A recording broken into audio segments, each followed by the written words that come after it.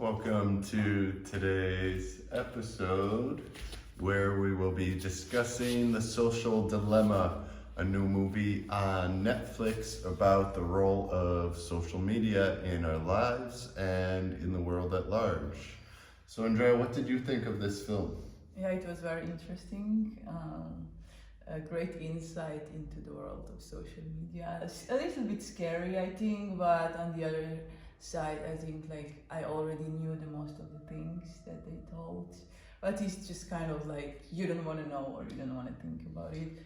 But yeah, I think I'm gonna delete some of my social media accounts after watching this. We'll see. They definitely had some eerie music, and the intention was to paint these things in a very negative light. I feel they touched on some of the positives, but one of the most alarming things to me was the increase of self-harm and suicide in preteen and teenage girls. I thought that was a horrible thing to see in the past 10 years, that increased drastically, and that these programs are designed to feed addiction mechanisms. So even in the movie, they had clips like it was from Requiem for a Dream, which is a famous movie about drugs and addiction, and they even took some of that. So they recommended forced breaks for the social media. So one way to do it was to turn off notifications.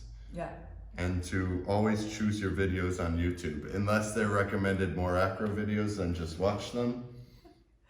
Yeah, but basically, just choose what you want to see. So don't be just like receiver, but be like an active participant on the social media and the web in general. So look for the information that you want to see and that you want to find, and look for different opinions. So don't just consume what is served to you on your newsfeed or recommended videos.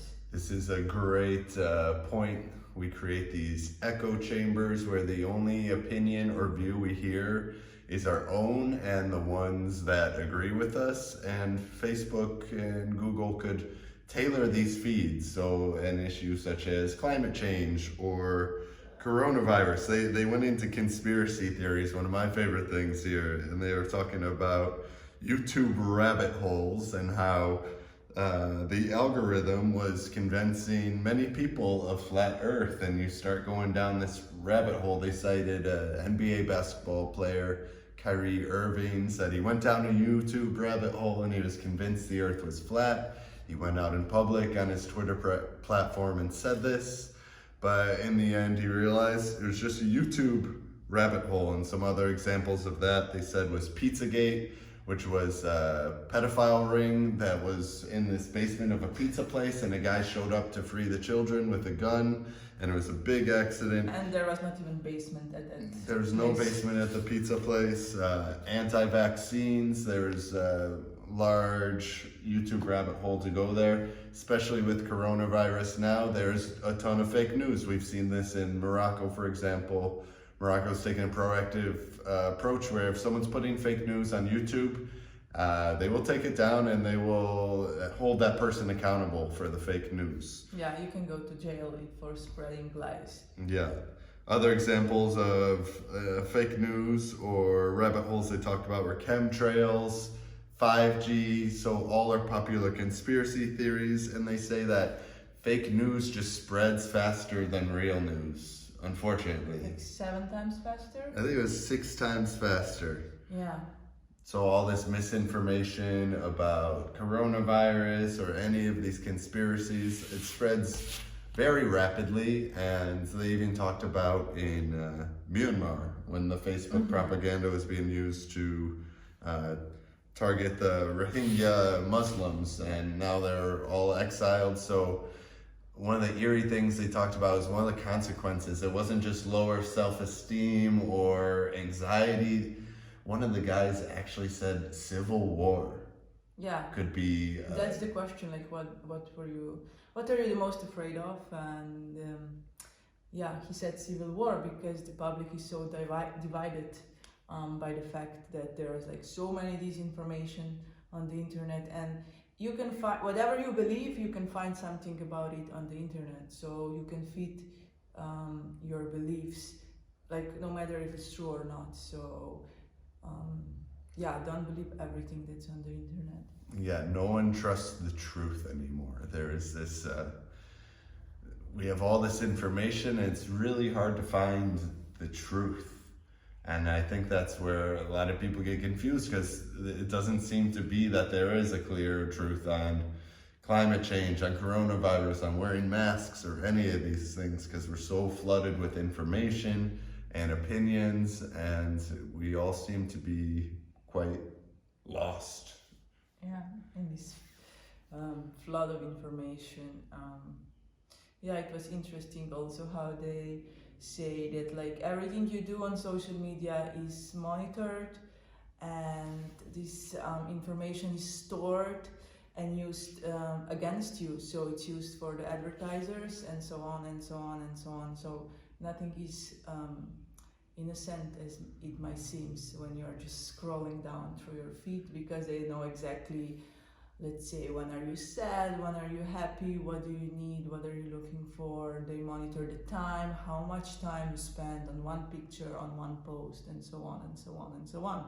They had a symbol for this, or a symbolic representation of 3 artificial intelligence trying to create a hook for this teenage boy in the movie. So it's a documentary mixed with a story. Is kind of clumsy, to be honest. Like, they kind of forced this family into the documentary to show like a real life example of how these things happen. And he ends up going to like an extremist rally.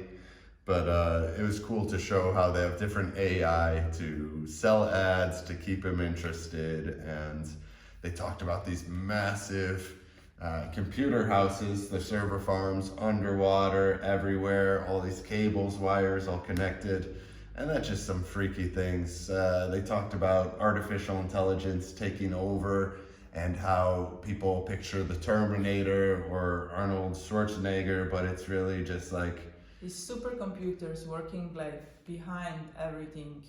Yeah, everything you see and every more acro recommendation you get on YouTube is based on some computer algorithm that and your previous searches and everything you did maybe in the last, I don't know how many days, months, and so on and so on and so on.